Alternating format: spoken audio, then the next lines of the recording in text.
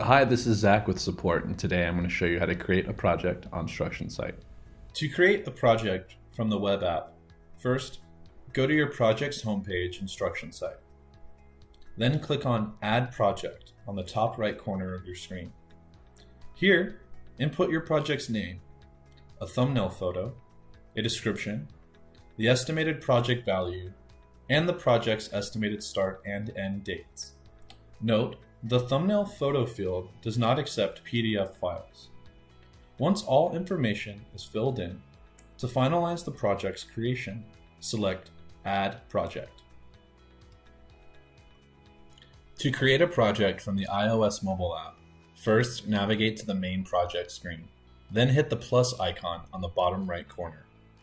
Here, input the project's name, a description, and the project's value.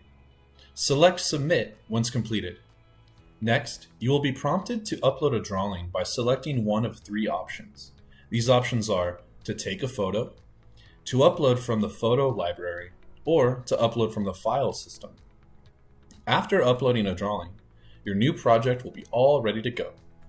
Note, you do not have to add a drawing when creating a project. You can simply select Cancel and then close out of this menu. You can then return to the project and add a drawing at a later time.